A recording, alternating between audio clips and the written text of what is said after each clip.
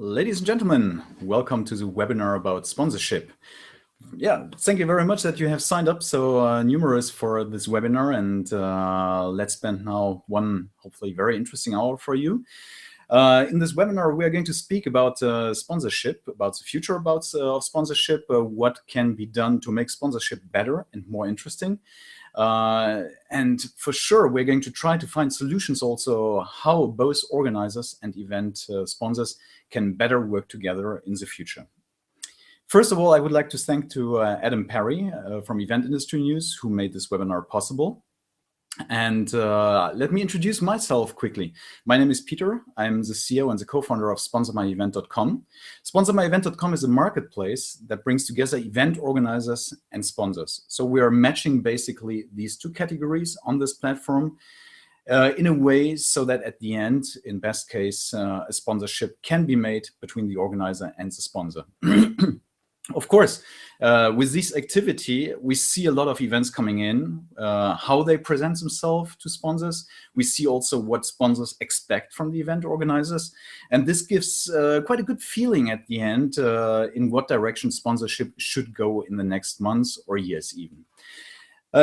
We're going to start, and the webinar itself is going to be more or less 40 minutes. After this, we're going to have a question and answer session. So feel free just simply to post your questions right away now. And after, we're going to collect everything. And after it, I'm going to take time also to answer these questions. And I hope that I can answer all the questions which are coming up. Good. Let's start with the introduction. If we speak about sponsorship and the future of sponsorship, for sure, we cannot do this without having a look backwards also to the past of the sponsorships.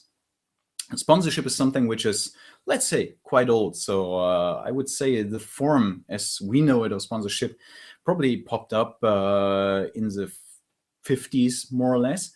And everything started with just simply putting the name of a company or a logo somewhere on a sportsman during the event, maybe at some course, just to give the company visibility.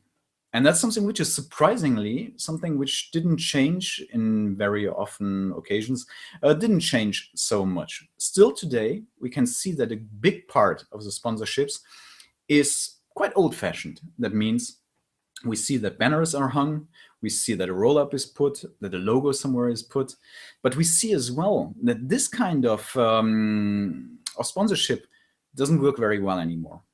People have learned, so the audience has learned, just to simply very efficiently filter out these logos because they don't bring any added value to them.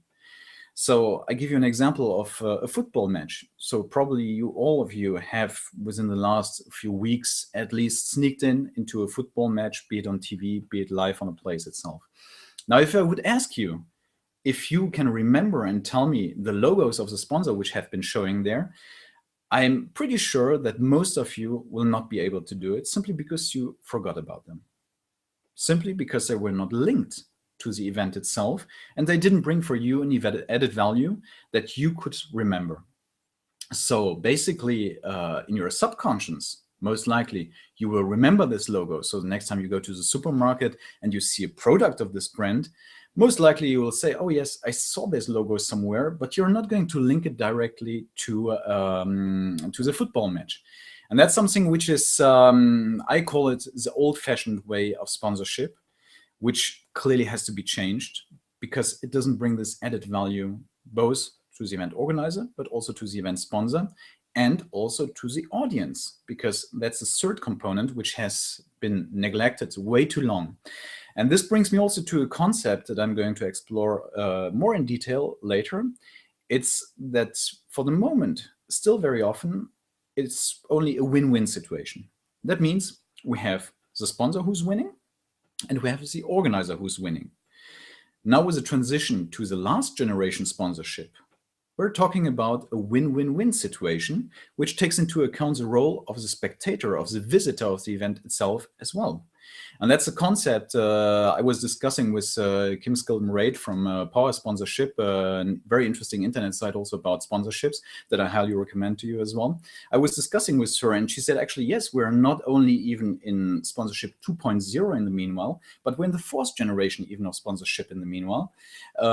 And she calls it actually the last generation sponsorship, because we came to a point where sponsorship is transitioning so much. And this is due mainly also to this concept of the win-win-win, which has a very high impact at the end of the day of sponsoring itself. Let's go to some examples, what we have seen from the organizer side. As I said, we are running this platform, sponsormyevent.com, and we have for the moment something like 30, 35 events, which are published every day. And like this, we go through each event. We're going to check if the event is well composed, if the texts are correctly done. And of course, we're looking also for the sponsorship proposal that the organizer is making for the sponsor.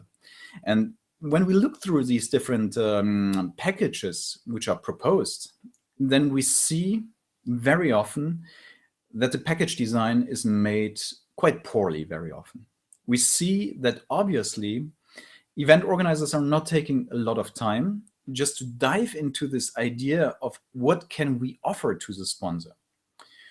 They fall back very often to the classic concepts. They say, for sure, for my concert, I'm going to put a banner. That's what we're going to do. We're going to charge that amount for it. Very often they propose to put a roll-up on the stage, which is, as I said at the beginning, just this classic kind of sponsorship, which is more or less outdated. So in my opinion, and what we see is that that organizers are not really taking enough time just to design the package in a very compelling way to the sponsors.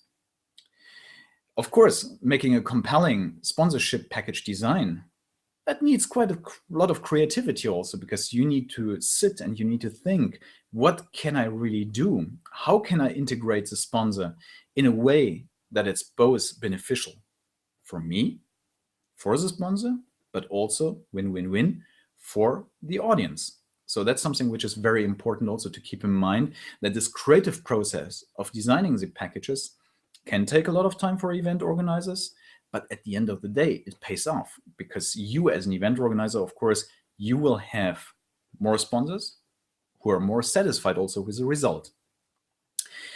What also we see is a concept that sponsors are considered by many event organizers, obviously, as being kind of cash cows. So there is something unnecessarily evil where they say, yes, we need a sponsor to make my event happen. And like this, they try to get in as much sponsors as possible. But at the end, they're not really convinced by this concept of having a sponsor in and of this added value that the sponsor himself could bring. So that's something which is also something where the mentality of the organizers has to change.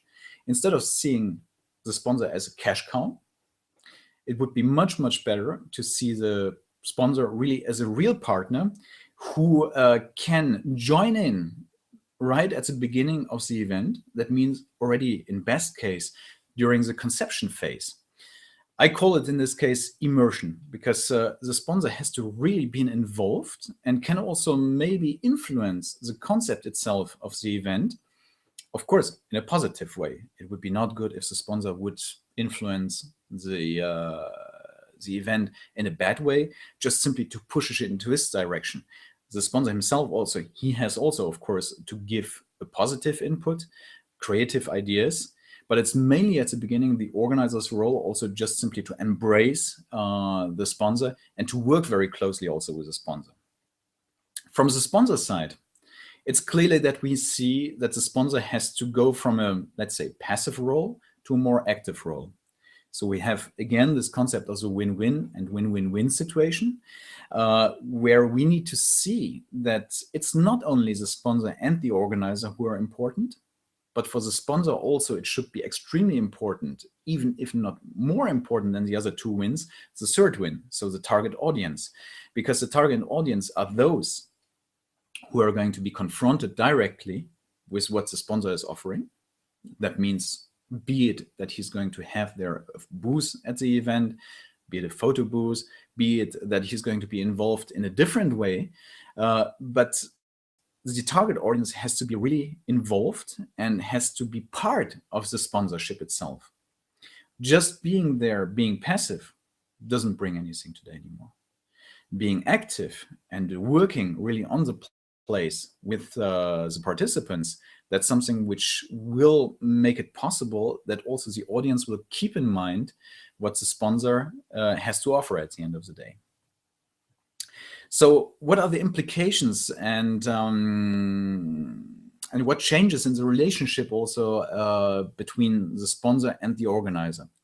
So the first thing is really what we said also from the organizer side.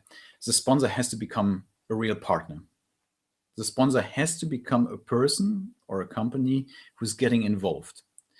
If I said before that the organizer has to do a lot of creative work by designing the packages and just preparing everything, this applies as well to the sponsor, because the sponsor has his stake also in just preparing everything in a way so that his sponsorship will be beneficial also for the event himself. For sure, for a sponsor, this might be also very time consuming, but the sponsor should never forget that exactly this point also will bring even more visibility and also very direct contact with the audience. So it's a point where it's really interesting and really necessary to dive in, to spend more time from the sponsor side, and also again to work very closely with the event organizer. What many sponsors just simply neglect is creating the whole environment around the sponsorship. We see very often that sponsors are maybe doing the sponsorship purely because of convenience or because they feel obliged to do it. I was again at a conference, it was an IT conference about data centers. And I saw clearly that there were a lot of sponsors there who were hanging the banners, so the typical classical way. And when I was speaking with these sponsors, that I knew also some of them. So I asked, so why are you sponsoring here? And the reason was 90%. Well, the organizers are clients of us, so we are obliged more or less to do some sponsorship here. Because well, we have to, and that's a fundamentally wrong approach today to do good sponsorship. Because like this, you're just going to want some money there. You're going to please your client, which is the organizer in this case, but you're not going to bring this added value to the event. So if you explain the sponsorship more, then you would say yes, we're doing sponsorship, we're building infrastructure and a concept around the sponsorship. This could just an example. This could start really easily with landing pages. So if you as a sponsor, for example, then I would create just specifically for this event a landing page which provides additional information and again added value. See that the concept of value just comes back in the webinar. But which gives really added value to the visitor of the internet side. So if we have someone who says yes, for example, I'm a beer producer and I want to sponsor sport events. So he could go there and could put his banner there. So people could maybe go scan a QR code, go on the internet side of the beer producer. They would find the normal information. But is that really interesting at the end of the day for the visitor, for the person who is the target? No, it's not. What would be much more interesting if this person, so the visitor, the audience, would have the possibility to just be redirected on a landing page which provides additional information around the sports event itself, maybe about the sport, maybe additional information about other events that the beer producer is sponsoring. So like this could be a concept which would work much better, because the audience, of course, would come to this landing page, which is tailor-made, of course, for this event, and he would feel at home simply by having additional information and again this added value. Like this, the audience would have a positive experience about the sponsorship, would say yes, going on this internet site really brought me something. And in best case, of course, the visitor would share also this information with friends simply because he says, yes, it's a valuable information for myself. Another topic that I'm not going to cover now in detail, because I'm also, to be honest, not a specialist now in measurement tools for sponsorship, but the sponsor has also to think about the measurement tools. How can he measure the success of the sponsorship? There are a couple of, or a lot of brilliant measurement tools outside where you have the possibility just to see how the feedback from the people is on the sponsorship. So that's something where each sponsor should invest also quite a lot of time just to see how can I measure the impact of the sponsorship. Another point, which is for me quite different also from simply purely the measurement tools, is a tracking simply. Tracking of how many people, for example, went to my internet site, how many people went to the landing page that I have created. Most of you probably will know Google Analytics, which is a free tool, which is brilliant also to analyze the traffic on your internet sites. It can be extremely complex, but for sponsors, it can be extremely helpful also to just set up Google Analytics in a proper way for a landing page, just to keep track on how the user flow on the internet site was. So how really was it going on? Was everything designed in a way so that the user, so the target audience, really found the information which were necessary? If I come back to another point, and if we speak already about tracking and measurements, then we can, or we should speak also about how to measure the different things. Not going now into the details of the measurement tools, but coming to a concept which is quite interesting. Most of you will be familiar with the term return of investment. It's something which is very useful to measure a financial investment into something and you have financial gain out of this investment. So that's something which is a very important concept, but it doesn't really work for sponsorships because you cannot very often directly measure how much money am I going to make with a sponsorship. Is it going to be a lot or is it not a lot? And sometimes it's not even also the interest right away of the sponsor to make right away money out of the sponsorship.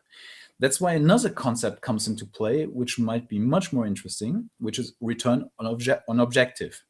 Return on objective is a concept which is relatively new. It came up mainly with the introduction of social media campaigns.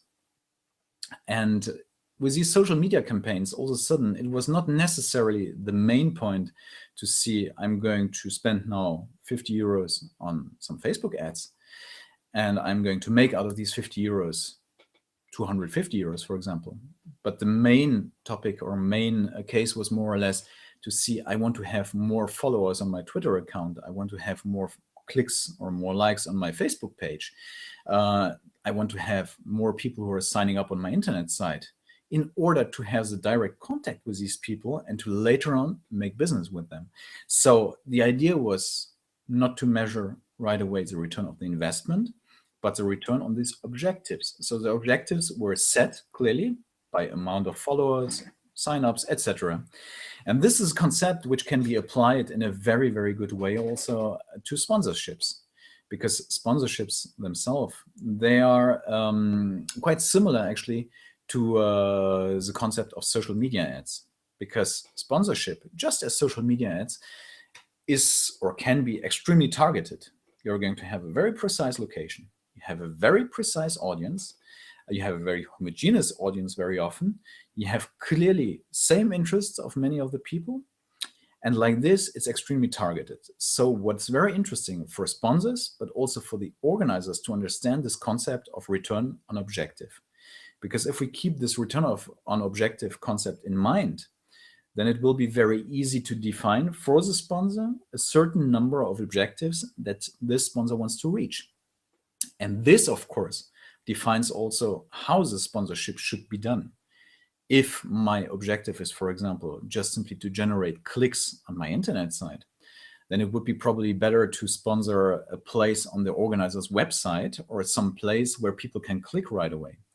If I want to have more people who are just engaging with my brand, then it might be more interesting to have a booth at the place itself, at the event, and to interact right away with people. So these are objectives that the sponsor has to define, and the sponsor has also to simply see with the organizer to check simply, is this something that I can reach through the sponsorship or not? And like this, both organizers and sponsors, they can align on this concept of return on objectives. So basically what we can say is, it's not only the revenue that counts, it's not only the selling which is a main objective for the sponsors, but it's more kind of bringing this added value to the event again, and working really with the organizer just to reach these different objectives and to fulfill somehow the targets that have been set by the sponsor. So now is a question how sponsorship has to adopt to the reality. We see first that there are new mentalities. The first thing is clearly that sponsors become more and more demanding. On one hand, you have the what I call lazy sponsors, who are still hanging the banner and pretty happy with it. So, okay. But you have also more and more sponsors who clearly know, I'm going to spend a considerable amount of money on this sponsorship. And like this, I would like to have a good return of objective on it. That means they will work also closely with the event organizer on the different concepts. And they will also ask the event organizer just to have exactly what they want. So they become more and more demanding. We saw already that in this case, return of objective is more important now than a return of investment. More and more sponsors also just don't see only the moment of the event itself, where they might be visible, but they integrate more and more also the sponsorship into a bigger picture, into a bigger concept somehow. And that's something which is important also for the event organizer to understand that the sponsorship on their event might be one of the pieces of the puzzles in a bigger concept from the sponsor. And just interacting also with this idea and just bringing something to the sponsor, which helps him to put this one into the bigger picture, is extremely important. For sure, and that's something which is somehow obvious when we say it, a brand would always want to communicate a positive image of the own brand. That's something which is extremely important also. The company comes there, the sponsor comes there, and they want the company to be perceived in a good way. And this works also with this last generation sponsorship quite well, because if we really bring this added value to the event organizers and to the target audience, then in this case, the target audience will also say, oh yes, this is a positive experience I had, and I'm taking something home with me from the sponsorship.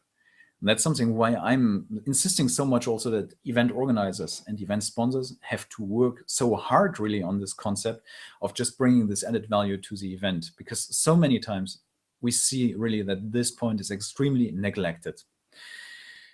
Then another point which is very important also are the new technologies. I mean, you and me and everybody, we have been to so many events. When I look back at conferences 10 years ago, 15 years ago, people were sitting there and they were listening to the speakers. Today, if I come to a conference, the picture is a completely different one.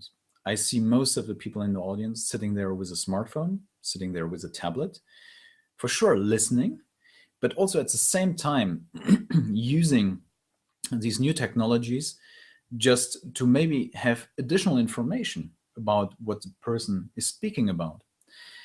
And this is something which is opening fantastic new possibilities, of course, also to sponsors. I mean, we have event apps, we have dedicated apps for the event, we have slide sharing apps. All these can be canvases for the sponsors as well, where the sponsor can be really engaged and just use these new technologies as a vehicle for his sponsorship. And again, keeping in mind what we said before, not just putting the logo somewhere, but doing it in a way which really brings, again, this added value to the target audience. the possibilities are numerous. I mean, event apps, if we look around, there are so many companies who are producing brilliant event apps, and most of them somehow have the possibility in the meanwhile as well to include sponsors into it. But it doesn't go yet far enough. So also here we can go further simply by just integrating them even more and bringing this added value. Slide sharing for sure is something which is very popular, and also communicating right away at an event with the speaker, for example, if it's a conference. So like this, we have also the possibility just to bring valuable information also through these different channels. The concept of immersion is very important also. Sponsors should be really into the event. And that works very well through the new technologies, be it, as I said, with the event apps, but also with Twitter, for example, just supporting Twitter campaigns, just being visible all around the event and constantly. That can help quite a lot as well. Now we're talking about also NFC and, for example, iBeacon technologies, which is still relatively new and very unknown also to a lot of event organizers, but it gives a lot of interesting possibilities just to put an infrastructure at the event itself, where the event organizers on one hand, but also the event sponsors can directly engage in a communication with the target audience. So there are many, many interesting things that can be done. And now, well, you're all aware that yesterday Apple was holding again a big event and was mainly focusing on the Apple Watch, which is another topic that I would like to cover, which are wearables. Wearables are a fantastic possibility for events, just to take the event and the communication with the target audience really to the next level. Because you will have the possibility to engage through wearables with your target audience right away. This combined with iBeacon, with NFC, etc. They have so many possibilities where today we can only have an idea about what might be possible in the future. But I see already clearly that in only 2 or 3 years, many people will go to events. They're going to have their smartwatches. They're going to have other devices around them, and they will receive just messages from the sponsors, not in a way which is passive simply, but which again gives this added value to the people come to the event. So that's something which every event organizer and every event sponsor should follow very closely to see what kind of concepts are going to emerge over the next months, and how to use these new concepts to good benefit for the event. So we can break this paragraph with new technologies also down by saying that all these technologies, they will allow the sponsor really to interact with a target audience in a way which was absolutely not possible before. And that offers so many fascinating possibilities. So I'm very thrilled to see what's going to happen now in the next months and to see how everything is going to change. Well, then, next point is, of course, that the audience also has other expectations. As I said before many times already, the audience itself expects also this added value. Just going there and seeing a logo without any reason doesn't bring anything anymore. So the audience wants to have something that they can take home with them. That's why clearly hanging a banner is not so interesting anymore, but being in the event is extremely important. And also what the audience expects from a good sponsor is that the sponsor is taking an active role in the event itself. So I have seen many interesting sponsorship concepts over the last months where I came to an event and I saw really that the event sponsor was on the place, was interacting with the people and was bringing this added value. And I saw also that the target audience was just literally expecting this also from the sponsors, because they said, yes, he's there, so why should he be here if he doesn't bring this added value? So it's also a question of the image in this case for the sponsor, how active the sponsor will be involved into the event or not. Another point is also simply that the audience itself wants also to be involved. That means if the sponsor has a possibility, be it by technical means, be it by other means, just to interact right away with the target audience. This will be beneficial both for the event organizer, for the audience, and also for the sponsor, because again, the audience will have a positive impact or a positive view on the role of the sponsor for this event. Now let's go to certain best practice examples. How can really certain sponsors or how are certain sponsors doing, and how are they doing, or why are they doing better than other ones? So just to take it on an abstract level now, without citing now in this case any names, what is very good is being reactive, for example, on the social networks. It's good if a sponsor is making a campaign around an event. But if the sponsor is not following also the different Twitter messages which are exchanged around this event, then he might lose a lot of potential. He might not be in the situation to react right away on some interesting comments and to interact with potential leads or to generate traction right away. So a good sponsor would just build this concept, and then he would monitor very closely also the whole social media traffic around this event.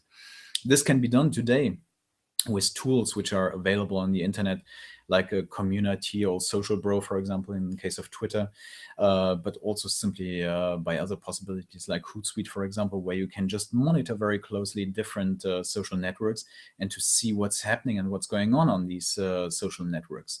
A sponsor who's doing this, he might interact very closely with the people, and that's only beneficial for the sponsorship campaign. The second possibility, it's not virtual, but it's really being on the field at the event. This can be from a simple pure presence, walking around and maybe interacting in person with the people. This could be also just being there physically by having a presence with a booth. We see very often, or more and more often, that at certain events you have photo booths where you can make photos. These photos will be shared later on, and you can have the photos later on as well. So that's something which is quite simple concept at the end of the day, but a good concept also because you're engaging right away with the target audience.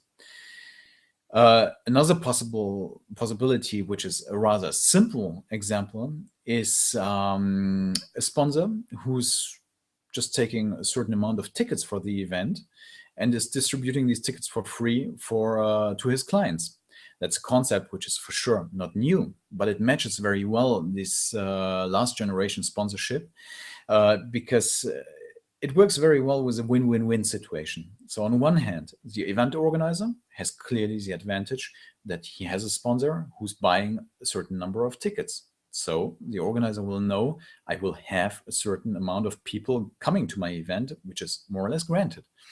Second advantage is, of course, for the sponsor. The sponsor will have visibility again through this. He's going to make his clients happy. And third is clearly also that the clients and the audience who's coming to the event will be happy and satisfied because they're gaining something as well. They get free tickets, for example. So a typical win-win-win situation as well.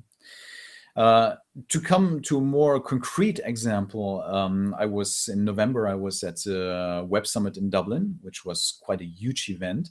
And the problem was that the summit location was not right away in the center, but after the Web Summit itself over the day, always in the evening, the summit continued in different pubs in Ireland. So the problem was always how to get now from this conference location, from the Web Summit location, how to get there to the pubs. They had certain shuttle buses. That was one possibility. But Audi, the car manufacturer, had also quite an interesting idea. They were showcasing the e-tron, the new Audi electric vehicle. And what they were doing, they were proposing not only simple test drives with this e-tron, but they were using simply this e-tron of offering free shuttle drives to the pubs. That's something which is, of course, quite intense because you need a lot of cars. But on the other hand, you will have this added value again for the event visitor. And he will perceive this not only as, yes, they want to sell me a car, but he will see, oh, yes, cool, I have a lift to my preferred location. And at the same time, I have the possibility to drive with this car. So at the end of the day, he will go out of this car and will say, wow, that was cool. And I like this car. So that's one of the examples where I would say it's a good example of how an event sponsor can really go into the event and bring this added value. Then, well, I think one of the flagship examples of sponsorship is Red Bull. Red Bull is showing really how to perfectly integrate into events by somehow becoming themselves event organizers. The point is that today, if you go out and you speak with people, be it younger people, also middle-aged people, they perceive also the image of Red Bull not only anymore as being a pure producer of energy drinks, but they see clearly that Red Bull is a brand which makes crazy things in a positive way. Everybody is watching from time to time on YouTube different competitions when someone is again doing some downhill mountain biking or whatever, when someone is doing somewhere in the desert some mountain biking, when someone is jumping with a parachute out of an insane height, for example. All these things are associated with Red Bull, and Red Bull has built over years. For sure, they have also the financial means, but they have built over the years this reputation of being the sponsor for these crazy things that others simply don't dare to do. And that's something which is psychologically very interesting, because they managed just to associate their brand name to these things. So it's very closely linked today. Now, of course, most of the sponsors will not have the budget that Red Bull has just to put in all these events. But you can also try to reproduce this on a lower scale. That's perfectly possible as well to do. But for sure, this will take a long-term concept, which has to be thought very well and which has to be executed also very well over not only a couple of months, but probably a couple of years. Another example, which is more abstract again, but what can be done, for example, also is giving an added value by sponsoring, for example, a survey at the event. Everybody likes to give opinion. Everybody likes to see also the results of a survey. If now a sponsor would say, okay, I'm going to organize a survey, I'm going to take all the technical things on me, I'm going to make sure that everything works, I'm going to publish as well also the results later on and communicate on the results, this can be beneficial both for the sponsor, for the organizer, and also for the target audience. So another example, which is very easy to be done. Now, recently, my colleague, he was sending me again a video on YouTube, which was a downhill race somewhere in Mexico, World Championship with mountain bikes, and was really a complete insane drive, filmed with a camera on the helmet. Insane drives through a village, very narrow roads at an insane speed. So it was really breathtaking when you were watching it full screen.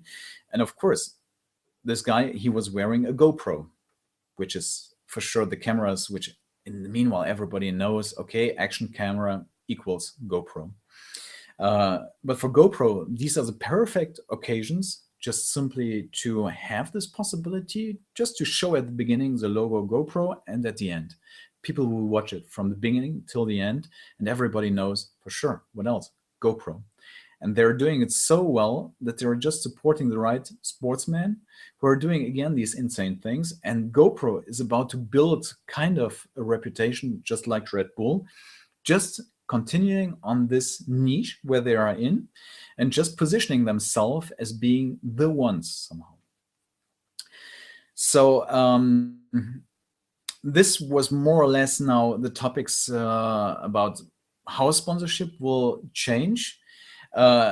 Another problem, of course, is for many event organizers how to find the right sponsors. And that's a topic which is even enough, I would say, to cover a whole separate webinar on it. But we see that it's more and more difficult also today for event organizers just to connect with the right sponsors, because we see clearly that sponsors, as we said, they're becoming more and more demanding also. They're choosing very carefully what kind of event is the appropriate one. And there we still see that so often and so many times the old-fashioned channels are used just to get in touch with event organizers and event sponsors.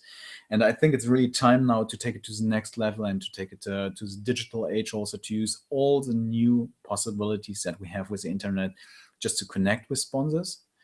But the most important thing is, again, the presentation has to be really, really good. You're not going to find a sponsor without showing the sponsor that you're going to give him the real added value for his cause. That's something that you always should keep in mind. And on the other hand, of course, from the sponsors, you should keep in mind that you should bring an added value to the event, and always keep this win-win-win rule in mind, that also the target audience has to take good advantage of the sponsorship itself. So to conclude, I can say you have to leverage your sponsorships. So far, thank you very much for your attention, first of all. So now I'm going to dive in quickly into the different questions. I'm going to answer most of them. So first, how does a new event, outdoor concert, build a sponsorship database? Generally, new events suffer from lack of support as sponsors wait to see what's going to happen year one. That's indeed a big problem. New events, just as new products on the market, they have the problem that they need to build up credibility. So I think and I believe that new event organizers have the possibility just to build up a good reputation right away from day number one if they present themselves in a very professional way. They should not jump out now with a complete revolutionary new concept, but what I propose very often to event organizers to make a mix, for example, of very, very compelling and maybe very innovative sponsorship packages, and to mix these innovative and revolutionary sponsorship packages with the old-fashioned ones. Like this, they will have the possibility, the sponsors will have the possibility to either choose the safe way, which might be not so very expensive also, and to go also for more dynamic things, which grant, of course, more visibility. Another advantage of new events is, of course, also that the prices usually are going to be a little bit lower also for the sponsorships, which is again beneficial for sure also for the sponsors. But for sure, clear is for new event organizers, it's a hard job to make an event very popular.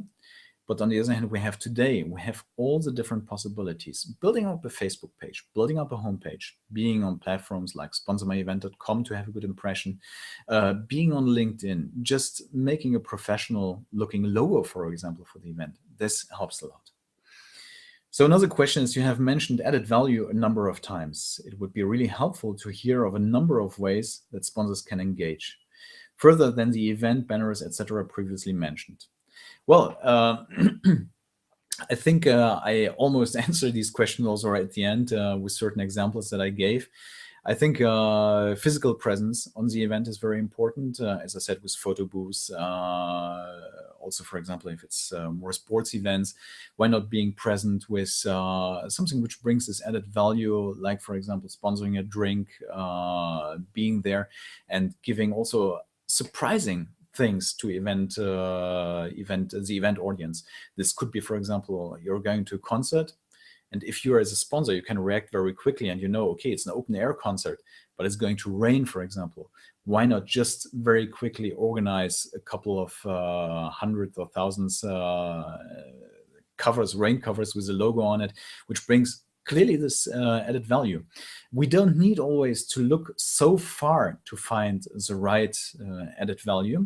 Sometimes it's small and little details. I heard that recently it was a telecommunication company. They were sponsoring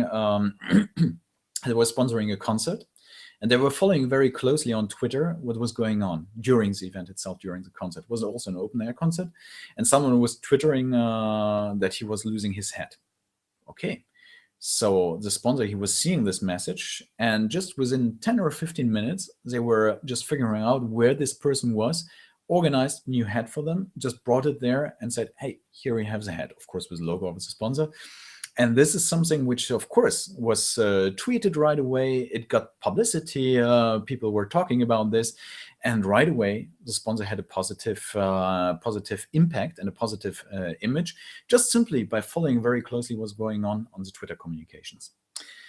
Another question is technology. Yes, we are very good at telling our audience the various event apps, slide sharing, etc. But the audience is usually a few years, months behind. We're very good at showing what the industry can do. But what is the best way to engage the audience? How active will the audience be? Yes, that's indeed. It's a problem. I mean, we see that the technology is ready and many people are not adopting it. I saw recently at the conference also where people were sitting there, SlideShare application. People had downloaded, of course, and there was maybe 20% who are using it, which in my opinion was a good score. If we manage somehow to make this technology so easy to use, and that's of course something that the producer of the technology has to do. First, easy to use, easy to install also. And then the event organizer has a good job also to do by just communicating on these technologies which are used and just making sure that the people are aware of what can be done.